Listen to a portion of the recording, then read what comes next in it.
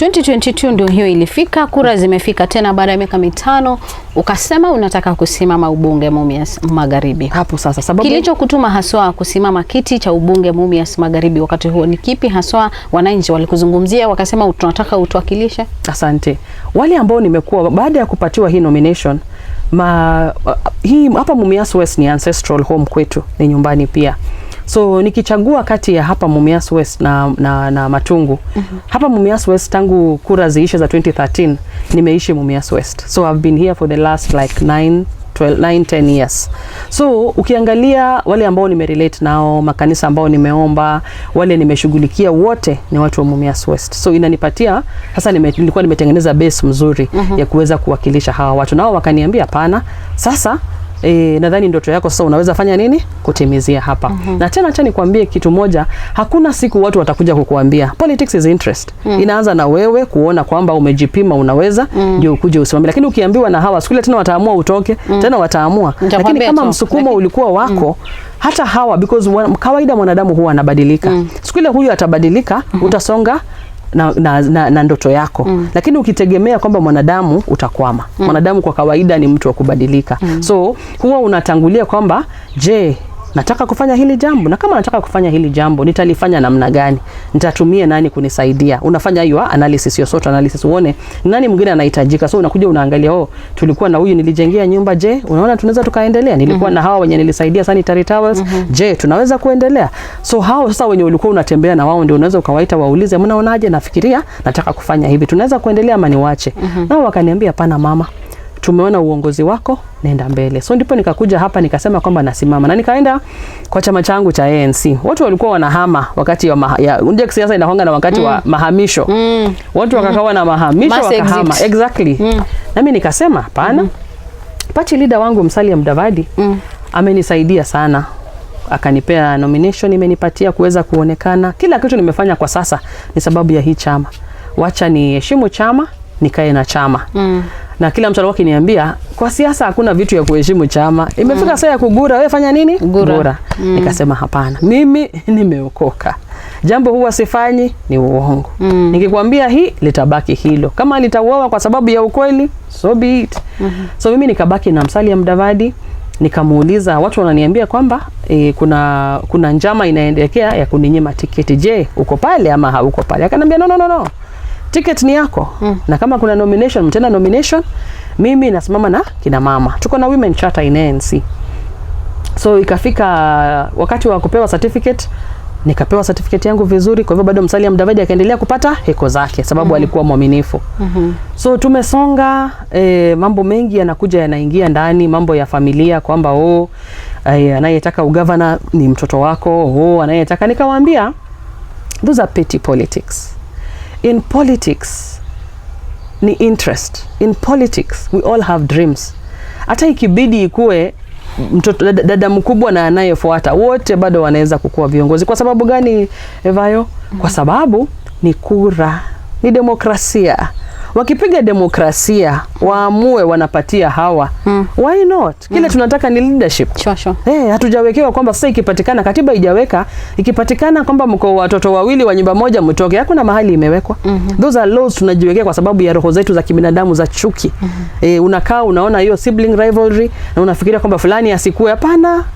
They have not, haujajipima uone kwamba wewe ndio unafaa na huyu hafai. Sisi wote ni sawa machoni pa Mwenyezi Mungu. Na akiamua kwamba amesema nyinyi wote muwe walimu, kwa mbona walimu hawakatai kwamba mtoto mkubwa ni mwalimu, wa pili asikuwe mwalimu? Tunakuwa walimu wote. Tunakuwa wanahabari wote. Tunakuwa madaktari wote. Ikifika ni siasa, uzito uko wapi?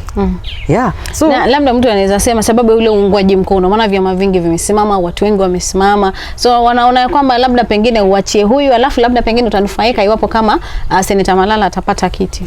Kwa mimi nitakukataza mambo ya kuachia mtu, siwezi kufanya, kwa sababu nimekwambia 2012 niliambiwa kuhusu kuachia mtu kura.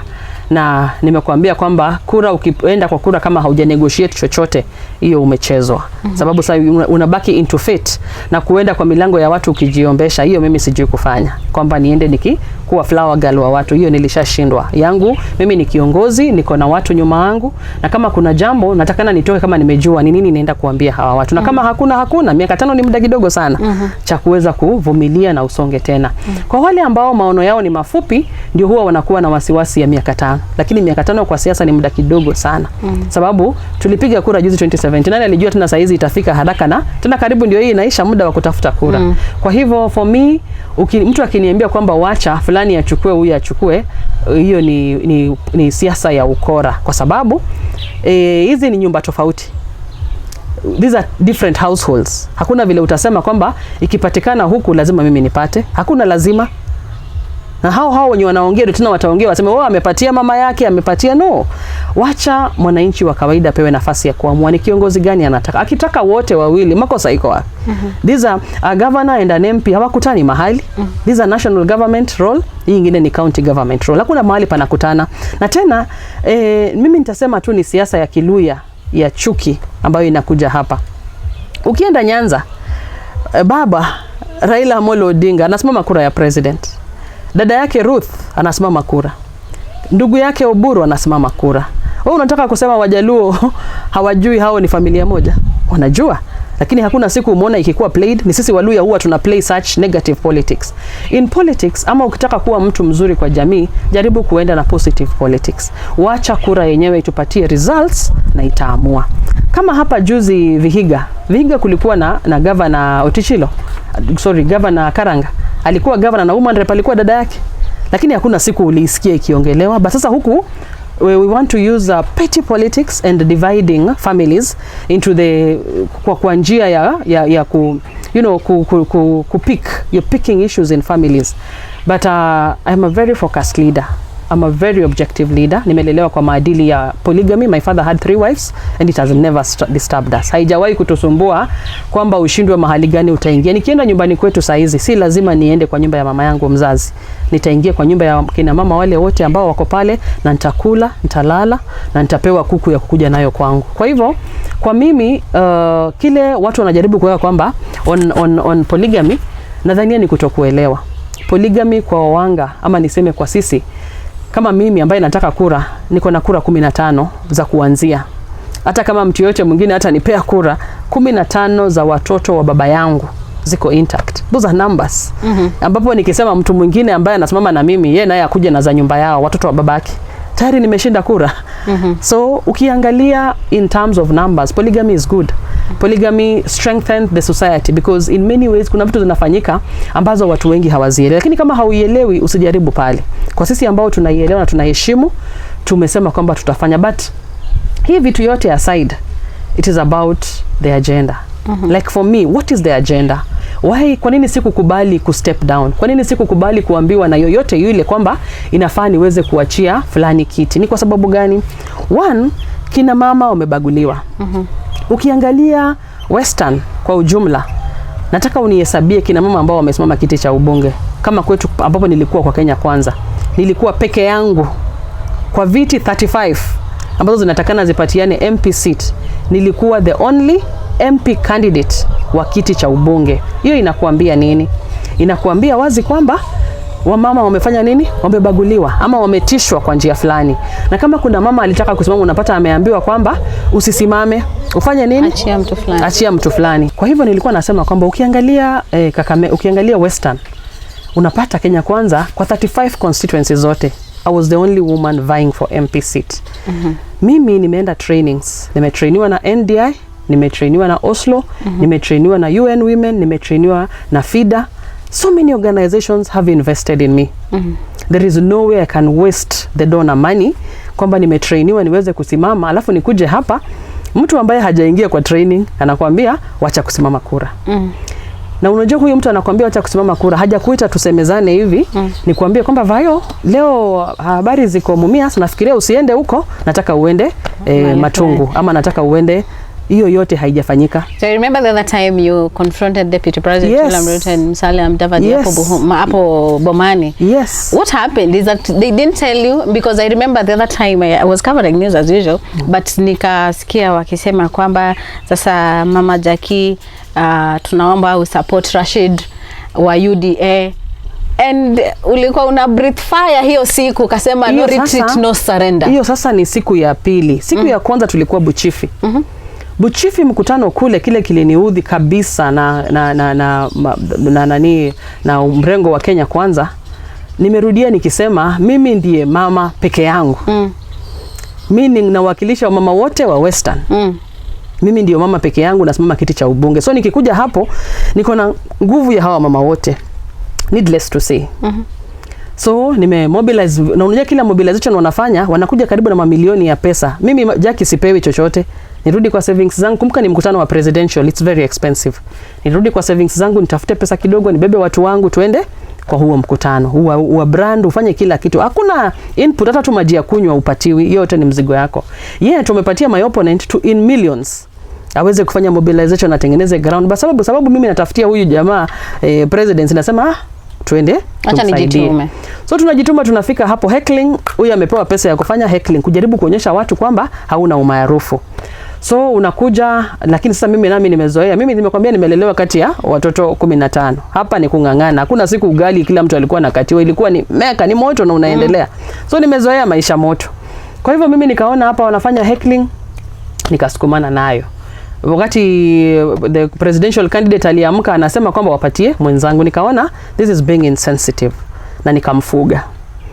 Tukakuja mkutano zingine tukafanya peke yetu, naona tu candidate wake ako very petty. Na sikuwa namfuga, yeye nilikuwa namwachilia kwa mikutano.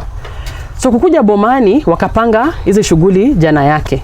Wakafanya mobilization wenyewe, wakajua kwamba mimi nitaogopa, sitaenda mkutano. Nikamobilize watu wangu, tukaenda mkutano.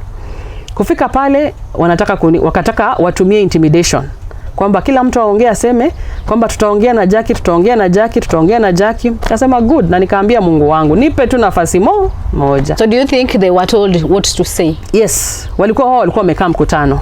Walikuwa wamekaa mkutano, wakapanga kwamba wanakuja kunifix. Wakujua mimi ndio nitawafix. So wakakuja, wakajua wamekuwa wanafanya hivyo kwa kila mtu, wanawa intimidate, coercion. Mimi nami nilipochukua microphone nikasema nitamalizana na wao. Nitawaambia kile labda hawajawahi kuambiwa na mtu, nitawakataza. So na hapo ndipo ikakuwa sana utofauti, kwamba kina mama wapatiwe heshima, kwamba ukipata mtu amesimama kura. Nimeweka investment zangu. Nimetumia rasilimali zangu kidogo, nikaweza kununua lori, nikabrand gari yangu ndogo. Hata tu hiyo, hata kama unaona ni shilingi 5 na wewe unazako mabilioni, usidharau maskini.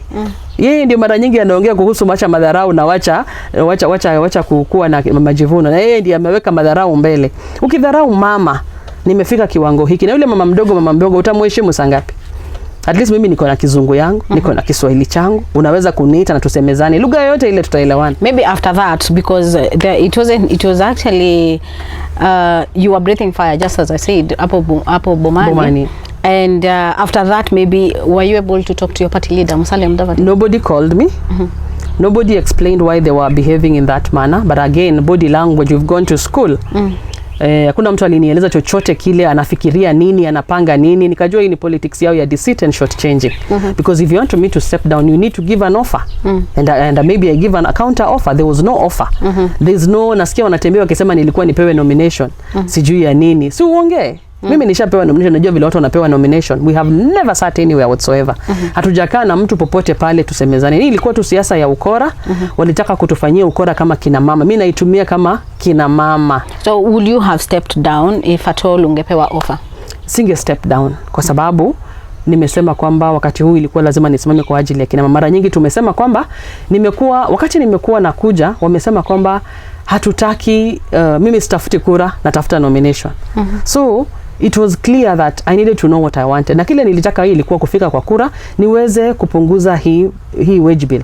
Wacha nikwambie Vayo, kwa county assembly saizi ya Kakamega, ikiwa wanaume watachaguliwa wote, nominated members wataenda huko ni 30. Ikiwa itachagua tupu only men. Na ikiwa watachagua wanaume, sababu county assembly yetu iko na 60. Ikichagua wanaume 30 na wanawake 30, there are no nominations. What does that mean? Wage bill. Imepunguza. Lakini mwananchi hajui. Kama wote 60 watakuwa wanaume, ina maana kuwa 30 they are supposed to be nominated women. So they are supposed to be 90. Yes. They'll be 90. Tumetoka hivi tulikuwa 87. Kwa sababu gani? Walikuwa tu wamechagua wanawake 4. So tukawa nominated the 27 of us. What am I trying to tell the common mwananchi? Pigia mama kura, utakuwa umejiokoa. Sababu hii mshahara yetu ni taxpayers. And that will be replicated in the national and the Senate. Kila mahali ya kutakuwa na nominations. Ikiwa watachagua kwa national, kwa Senate, wakichagua Senate si wako 47, wachague wanawake 23, wanaume 23 ama 24 23. Hakuna nominations. Closed like that. Tutakubaki na members 47 na wage bill inarudi chini. Wage bill ni namna gani? Nominated member anapata kila kitu sawa na elected member. Kama ni gari pia huyo anapata. Mshahara pia huyo anapata. Kile tu anakosa ni pesa ya kukuja kwa ward. Lakini kila kitu kingine anapata kama elected member. Najaribu kuambia mwananchi, kwa hii kura tunaenda, pigia mama kura. Apigie mama kura kwa sababu itampunguzia hii unga wananunua 230 ni kwa sababu ya majukumu serikali iko nayo. Kwa sababu lazima ilipe hawa wamama ambao wamekuja, lazima ilipe wale wameenda kwa Senate, lazima ilipe wale wameenda kwa National Assembly. Ni kwa sababu ya ignorance. Watu wamejaribu kueleza watu kwamba pigia mama kura. Na kwa nini niseme mama apigiwe kura? Vayo, mama apigiwe kura kwa sababu leo hii nimekuwa na wageni hapa kwangu ambao wananisaidia kutafuta kura. Na nikawauliza, leo hii tukisema tueleze udhaifu wa kina baba nyumbani, kuna mwanaume atapewa kura? Hakuna. Kwa sababu ni wadhaifu sana. Najua hata wewe ni shahidi. Ni wadhaifu sana. Wanaume ni wadhaifu sana. Hizi boma zote kuanzia yetu, yenu nyumbani zimeongozwa na kina mama. Na kama mama yako Vayo, kama ni mzima, mimi mama yangu alilala mapema. Kama mama yako ni mzima leo, ni mzima nashukuru, utaniambia wazi ile boma hiyo mama amesimamisha. Kwa hivyo nani anafaa pewe uongozi wa political office? Ni mama. Kwa sababu jinsi anaongoza ile nyumba yake ndogo ya watoto wake, kwetu ni watoto 15, jinsi anaiongoza anaweza kumanage rasilimali yoyote. Jinsi anaweza kuongoza jikoni yake na unga packet moja, ndivyo anaweza kuongoza nchi. Kwa hivyo ninaambia wapiga kura, wapatie mama nafasi. Mama saizi hana pesa ya kuhonga kura. Na kile nimeambia mara nyingi my voters, kula pesa kwa hawa wanaume. Lakini kura yako ukifika kwa debe, patia mama. Kwa sababu ya hizo sababu ambazo nimesema, mama ni kiongozi bora kuliko mwanaume. Tukirudi kidogo nyuma kuhusiana na ubunge hapa Mumias Magharibi. Katika Kenya Kwanza mlikuwa mmesimama wawili. Na ule mrengo mwingine wa Azimio wako na mmoja ambaye sasa wewe na Rashid mlikuwa ilikuwa mtu mmoja at least amwachie mwingine. Baadaye ukatangaza ukasema ya kwamba sisimami, siachi ikikiti wala simuunge mkono Rashid. Umesema unaenda mpaka debeni. Juzi tumeweza kusikia kwamba umevuka tayari, umeenda mrengo mwingine, sijui kama ni ukweli ama si kweli. Asante. Mara nyingi kwa maisha mtu ukaa mahali ana amani. Amani ni kitu bora sana kwa maisha ya mwanadamu. Ukiona hawa watu wanakufa kwa magonjwa ya lifestyle diseases, ni sababu umekaa mahali unafinywa. Na mimi ninajua mahali pa kuvumilia ni pengine wapi kweli siwezi jua, lakini mahali ambako kama siasa. Juzi umeona Kabogo ameruka, Jacky si wa kwanza. Juzi umeona Wairi ameruka. Jana umeona wa Nairobi Sonko ameruka. Kwa hivyo kile nimefanya ni siasa. Mimi sijafanya jambo jipya, nimefanya jambo ambalo siasa. Hii ni siasa. Hii sio mambo mengine. Hii ni siasa kwamba nimeweza kuenda mahali nafikiria kuna amani. Sababu kama nimekaa na hawa ndugu na tunataka 2/3 gender role iweze kuafikiwa kule kwa National Assembly. Mama ndio huyu anajaribu kukusaidia. Kama president, hiyo itakuwa shida yake ya kwanza. Sababu kina mama hatutatulia mpaka kina mama waingie kwa ile bunge. Na labda mtu anaweza uliza pale penye umeenda kwa sasa hivi, labda pengine kwa manufaa ya watazamaji wetu, uko Azimio kwa sasa? Kwa sasa niko Azimio. Nasaidia Raila Amolo Odinga, nasaidia Fernandez Baraza kutafuta kura, na najisaidia mwenyewe kutafuta kura. Sijaenda Azimio ili nipatiwe chochote kule. Nimeenda Azimio kwa sababu umekaa mahali hawaoni maana yako. Unatoka ili uwapatie nafasi waweze kuona ni pengo gani, ni kitu gani ulikuwa unafanya ambayo ilikuwa inawasaidia waweze kuona. Sababu ukikaa pale huwa mtu wa mara nyingi anakosa kujua kwamba nafasi ya Jacky kwa hii constituency ya Mumias ilikuwa ni nini. Sababu with my percentage ya kura zilikuwa zinaongezea kwa mtu. So kama huyo mtu amekataa kuziheshimu hizo kura, ni heri nizisongeshe ziende zisaidie mtu mwingine ambaye ataheshimu kina mama. Ajabu ni kwamba mimi nasimama kama mbunge, lakini haja yangu, msukumo wangu mkubwa ni mama akiinuka, baba atainuka, mtoto atainuka. Hapo ndio msimamo wangu uko, kwamba niweze kuinua mama akipika chakula. Kama kwa mfano leo nikileta mfumo wa NHIF hapa Mumias West. Hapa Wawanga sisi huwa tunaoa mabibi wengi. Nikipatia baba atapatia bibi yake wa kwanza, na bibi zake wawili watapata namna gani? Lakini nikipatia mama ataweka yeye na ataweka mume wake. Mama ataweka yeye, ataweka mume wake. Kwa hivyo inamaanisha nini? Baba atakula kwa nyumba zote tatu. So mimi naangalia culture yangu hapa Wawanga huwa tuna operate namna gani, na ikaniambia kwamba hapana, lazima nisimame juu kwa sababu ya huyu mama. Ni wamama wengi wameachwa. So nikisema ni concentrate na shughuli za kina baba, wamama ambao ni widows, hao ndio wamebaki wengi, watakuwa namna gani? Wamama ambao ni single mothers, wameenda kwa ndoa ikakataa, watakuwa namna gani? Wale wasichana ambao wamezaa mapema na wakabaki nyumbani, watakuwa namna gani? So shida mingi, shida ya maji, shida ya bazari, shida zote ambazo zinahusisha kwa hii dunia, sura ya umaskini Violet ni mwanamke. Mwanamke ndiye amebeba sura ya umaskini. Ukimtibu, umetibu jamii. Na najua hapo because mimi ukinipatia medical cover, tayari mume wangu wako covered ndani. Yeah, Major Malala will be very comfortable. So, mimi najua vizuri sana kwamba at the end of the day lazima nishughulikie mama. Na sasa nikiona niko kwa mrengo ambao haina heshima na mama, lazima niangalie mrengo wa Azimio. Mama ndio namba 2. Wacha niende nijishike kwake, atanisaidia vile nisaidie kina mama. Kwa hivyo niko hapa, mimi nimehama mrengo wa Kenya Kwanza. I don't need attention, I don't need what, but that is where I am supporting. Nimeenda nimetafuta my brother Fernandez Baraza, na nikamwambia mimi nitampatia support yangu without any expectations. Namtakia mema because ameonyesha kwamba yeye ni mature. He is mature. Yuko kwa hizi petty politics. Ndiposa nikaambia watu wangu, nimejaribu pande hii ya Kenya Kwanza, imekuwa mzito, wacha tuende Azimio. Na nimeshangaa kumbe area yangu ni Azimio. By saying that Fernandez Baraza is mature and happy petty politics, are you perhaps insinuating that Cleo Malala is petty? Yes, that is what I'm insinuating. Yeah, and so I will not delabor. Yeah, but what I'm saying, I am now with Baraza. Is it because anaunga mkono Rashid, because we've seen him making inroads here in Mumias West with Rashid campaigning for him? Yes, I will say he's petty kwa sababu angejua kwamba anahitaji kila mtu. Lakini alishindwa kujua kwamba anataka kila mtu. Ali narrow down. You didn't have a conversation with him? We've never had a conversation.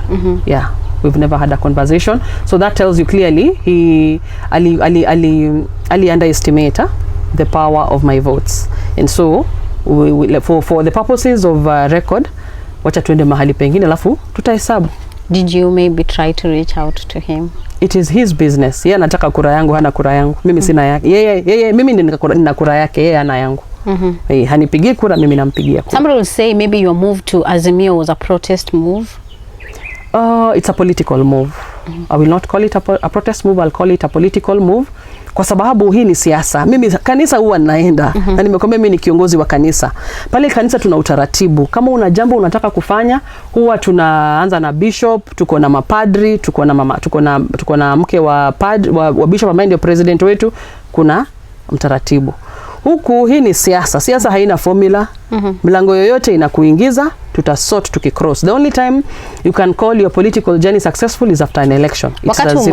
Wakati umekuwa Kenya Kwanza, maybe from a scale of 1 to 10, 10 being the highest, unafikiri wakati umekuwa Kenya Kwanza umekuwa unajirate wapi? Na kwa sasa hivi umeingia Azimio, sasa unaona kwamba umepanda, umeshuka? Kenya Kwanza, I'll rate myself at 4 kwa sababu ya kugandamizwa. Kwa sababu unapata wakikuja kuna mkutano hapa. 1, utakuwa heckled. 2, you are straining, yet pesa imepeanwa, na imepeanwa deliberately kukufinya. So kulikuwa na deliberate efforts ya kugandamiza. So huko management huko juu walikuwa wanajua kwamba pesa zinaenda kwa mtu fulani ama kwa nyinyi wote? No, deliberately, that is from the top. Wanajua zinaendea mtu mwingine. Wamejua kwamba wanataka kuscale down kwa huyu candidate mmoja. So nikaona kwa sababu ni wameshikana waweze kuniumiza, wacha niwapee nafasi. Waweze kukosa wa kuumiza sasa. So at Kenya Kwanza you at 4. And now that we join Azimio, just a few days to the polls. Yeah. Unafikiri uko? I'll give myself a 6 and I'm sure by election date I will be at 10. Yes. Okay. Yeah. Somebody will say maybe you're saying it is a political move, but how advantageous is it to you? Nimekwambia Vayo kwamba hapa this is an Azimio zone. Little did I know. So you are trying, are you saying that you are struggling to sell Kenya That is Kwanza? it. Unajua mara nyingi wakati uko kwa jambo, marafiki walikuwa hata unasema kwamba uko Kenya Kwanza, unatafuta hii. Zile shangwe ambazo unapata, ukilinganisha na zile unapata saizi, unasema haya, kwani mlikuwa mnanivumilia? Niko na clips, nitakutumia, utaweza kusongesha, utapata kwamba kwani mlikuwa mnanivumia wakati nilikuwa nawaambia niko mrengo. Wanasema hapana. Hata ukiangalia chat zangu Facebook zime increase. Yeah, because I post everything on Facebook and now they have increased. Na wenyewe wanakuambia kwamba sasa umefika. Kura yangu umepata. Unaweza hesabu kura nimeongeza pale Facebook bila kusema kwamba ulikuwa unafanya opinion post. You can count kwamba ni kura ngapi nimeongeza tangu nimehama kutoka mrengo wa Kenya Kwanza. Na inakuambia wazi kwamba ndiposa nakwambia nimeweza kuconfirm kwamba hii area ilikuwa Azimio but walikuwa wananivumilia. Wale wangu walikuwa wamenivumilia, watanipea tu kura yangu na warudi kwa shughuli zao zingine. But saizi it is clear Mumias West is an Azimio zone. That is the one thing I've been able to confirm. Kwamba walikuwa wananivumilia sana na choice ambayo nilikuwa nimechukua. Sababu wananijua mimi ni mpenda amani, wanajua mimi ni mpenda kweli, wanajua mimi ni kiongozi wa kanisa. So walikuwa wamesema sababu ya hii kura yako moja na umeamua kwenda huko na umetueleza tutakupatia. Lakini sasa hizi zingine walikuwa wameniambia nisiwaongeleshe. But again, hata ukiangalia posta zangu ni mimi peke yangu. So inakwambia wazi I had read that this is not acceptable, but because tumeelewana kwamba watanipatia watanisonga. So vile nimesonga kabisa, wale wote ambao walikuwa natashwishi so wameamua wanaenda in full blast. Wengi hata wengi wamekuja hapa wakisema walikuwa wanajifungia, lakini sasa wamekuja kwa wazi. Wamekuja kwa wazi for support na tuko pamoja na wao. So for me, I will tell you by the time hizi kura zinapigwa Violet, cha ajabu ni kwamba umekaa na mbunge. Umekaa na mbunge wa Mumias West. Mwanamke wa kwanza. Thank you. Ili usiseme huko jua. Congratulations, God willing. Amen. Okay, yeah. So nilitaka kujua maana the move also imepata watu by surprise. Yes. And people were like, what do you mean? Because your Meja Malala has been so passionate in terms of mambo na ANC. Na he's passionately pushing agenda ya mtoto wake Cleo Malala to be the next governor of Kakamega County. Why would you even take such a step? Did you consult? Many people out there are saying you are jeopardizing your marriage. That is what they want to think. But mara nyingi huwa nauliza watu hii swali. Ukiwa mwalimu na mume wako anakuambia uache kuwa mwalimu, utawacha? Hautawacha. Wewe ni journalist na mume wako akwambia uache kufanya wanahabari, utawacha? Hautawacha. Kwa nini nakwambia hivyo? Kazi yangu ni siasa. I'm a politician and this is what I chose to do. Na kile tumefanya kwa nyumba yetu tuliweka boundaries. Siasa hatusemezani kwa nyumba. So we all do what we want to do politically, then at the end of the day we remain a couple. Hatujaiweka kwamba kabla ufanye move yote ya kisiasa tuna consult. Mara nyingi people have been calling me a flower girl of my husband. But now I think they can get it clear that I've always been a leader of my own person. Na hata saizi kwamba kujeopardize and not jeopardizing, that is what they desire. That's what the public always huwa inataka mabaya. So whatever the outcome is us to decide what we want to come out of it. And again, nani alitarajia kwamba mzazi akatae kusoma na mtoto wake akuja kusoma na mama? That is not true. For me, I support his move. Wacha simame na mtoto. Hata mimi leo kukawa na jambo kati yangu na yeye na mtoto, nitasimama na mtoto wangu. Kwa hivyo ile ambayo amefanya ni jambo ambalo lilitarajiwa kufanyika kwamba asimame na kijana yake, which is right. Yeah, nobody can judge him for that. It is very right, wacha asimame na kijana yake. Mimi niko na wananchi. Na hata hivyo, wananchi ndio watapiga kura. Hii kura haijapigwa. It is never over until it is over. So for me, those wale wanawaza tofauti, wako sawa, ni siasa, lazima wawaze tofauti. Lakini kwa mimi nitawaambia tu wazi kwamba hii mpaka tumalize. The unfortunate bit, Vayo, ni kwamba Jacky is a person who, whatever I start, I must finish at all cost. And I'm also a risk taker. Kama nimekaa chini nikaomba, hii ni jambo sikuamka tu, umesikia safari vile nimetoka. Sikuamka tu na nikafira kwamba nataka kusoma ubunge. Ni jambo nimeombea muda mrefu. Ukiangalia my Facebook can give now the track of where I started from. Nimeombea muda mrefu, nimefunga kwa kuomba kwa ajili yayo, nimetafuta pesa kwa ajili yake. So huwezi ukaamka na ukaniambia wacha. So from what I get through, exactly the last bit that we've just said, nothing is going to rock your marriage, the politics that is going on. Haiwezi. Siasa haiwezi kusumbua ndoa yangu kwa sababu we are all politicians and we have a political mind. Na sisi tuko intact. We are so intact, politics will come and go. Life must continue. But again, we will not jeopardize our interests because of other things. You come first. As an individual, you come first, the rest come after you, because without me there is no marriage.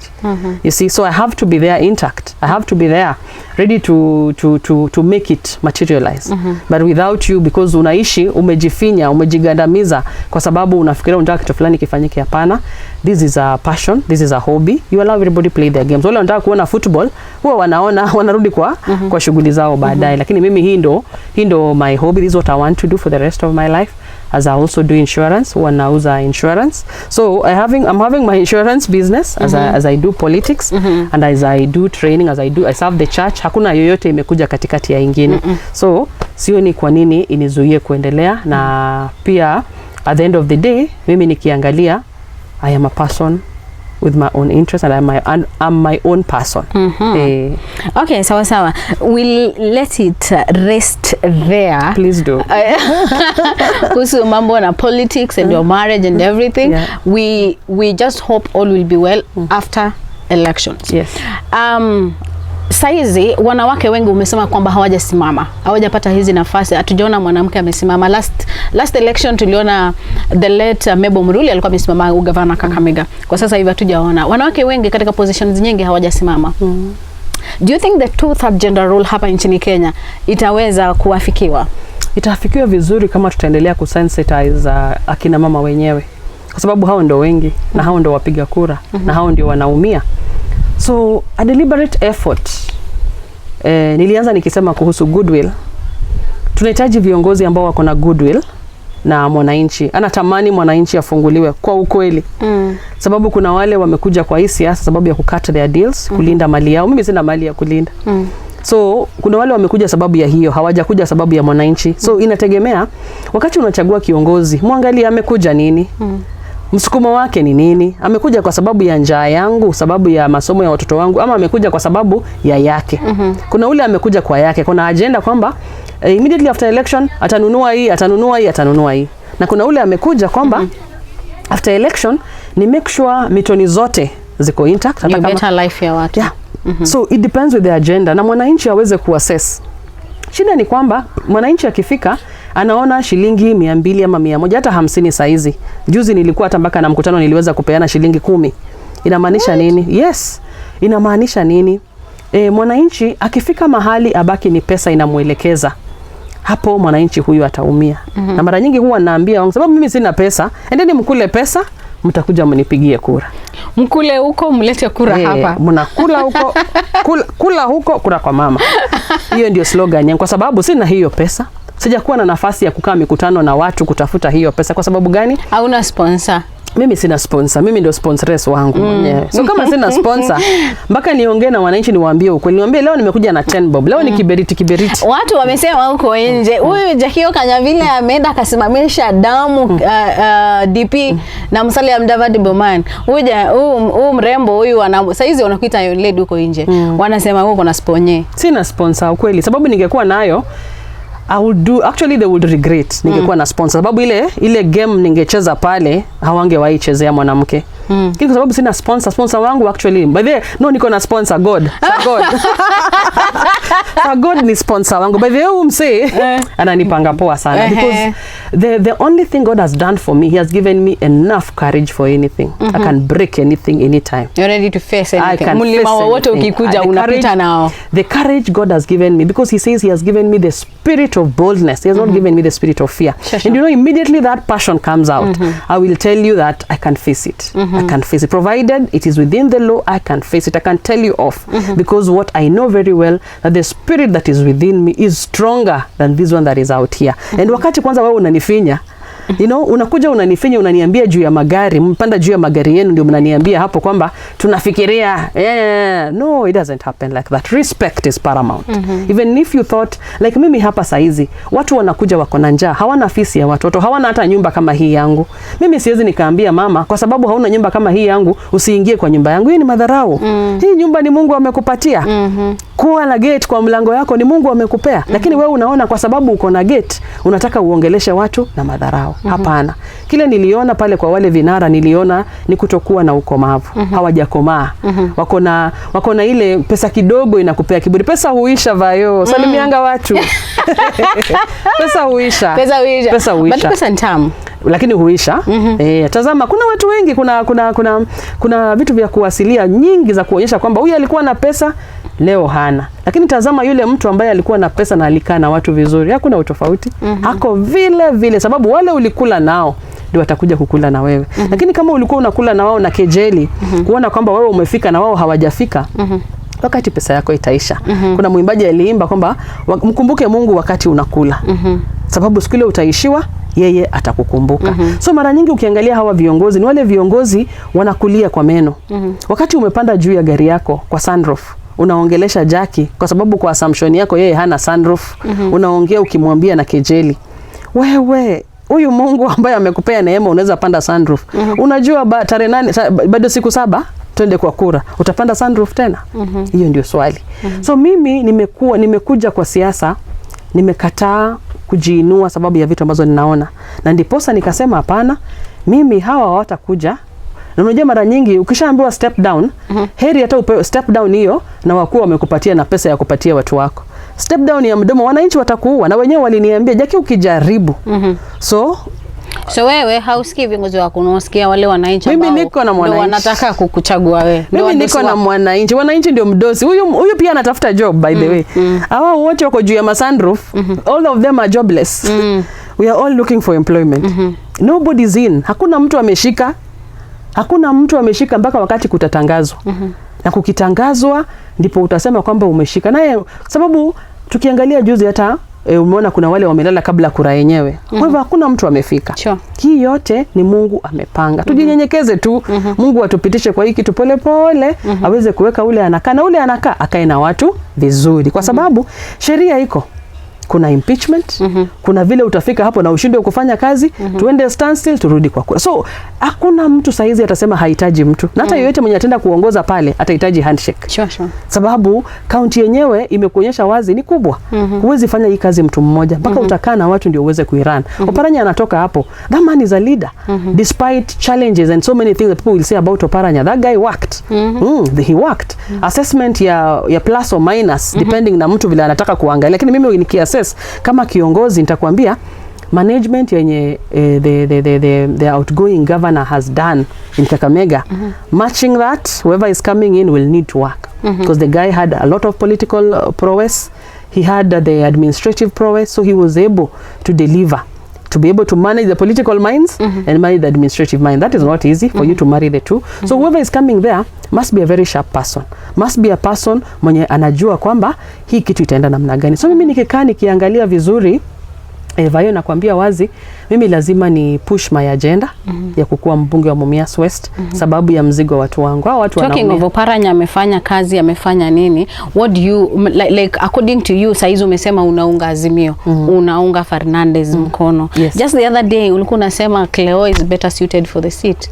People will be like how we going to trust her? Tomorrow atatuambia mtu mwingine. Unajua in life, provided I give my arguments on a matter. And my arguments on this matter ya Cleo, he was suitable because he used to be an MCA that is experience. He has been a senator that is experience, you see.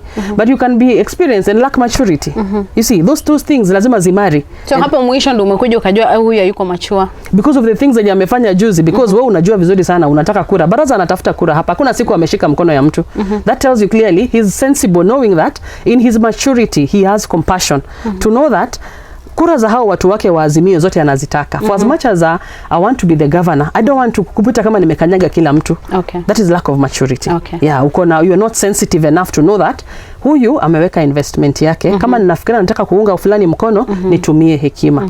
So equally pande hii sikuona hiyo hekima, sikuona hiyo wisdom kwa viongozi wangu. Niliona kwamba hawa they're just so insensitive, and insensitive not just to anyone, to a woman is being so insensitive. Okay. Yeah, that is the assessment nimepatiana kwa mrengo wa Kenya Kwanza. So for me, baraza will do it better. Kwa sababu gani? Despite the fact waliwekwa kwa mtego moja, lakini hakuna mahali baraza ameenda akiendorse. But huyu ameenda akiendorse. Automatically that tells you clearly he's not sensible. He may lack sensitivity, may lack the ability to be able to assess and know that nataka itanichoma mikono. Na kura zote mbili, hata kama zangu ni mbili, ni kura. Hata kama za yule ni 10, ni kura. Unataka zishikane zikuwe 12. Bila 12, ule mwenye ako na 11 atakushinda. So that is where I saw that hapa amekuja kufail. For baraza, he has management, he has been in Ketrako, he has been in several other organizations. Not that I never saw that, but in politics you choose a side. Sure. So I was able to choose that I'm in Kenya Kwanza, I will be there. And again, that is where my party was affiliated. There was no point why I should come and start checking on the other side. So on the other side, equally, there's leadership. All these people, they are equal, but there's first among equal. Okay. So now we are bringing Fernandez Baraza first among the equals. It's not like the other person cannot, but it's just like atakuwa ameenda mbele ya wengine. So that is why ukijikuta kama sasa mimi, it's not that I'm the best, but there are women who can do what I am doing, but Mungu hajawapatia hiyo neema. So I become first among equals. Okay. We are all equal as women. Okay. But the beauty is that mimi nimepewa nafasi mbele, ni waongoze, watakuja watafika hapa. Na wakifika yangu ni kuwashika mkono, kuwasongesha. Sure. The only difference politicians wako na ile kitu that it has to be me. No. That is not the thing. Okay. The agenda is what should be pushing us. Okay. But unapata wanasiasa wengi hawana agenda. Hawana agenda hata kidogo. Yani amekuja ameangalia, spendi Vayo doesn't listen to me, Vayo should not come and cover my story.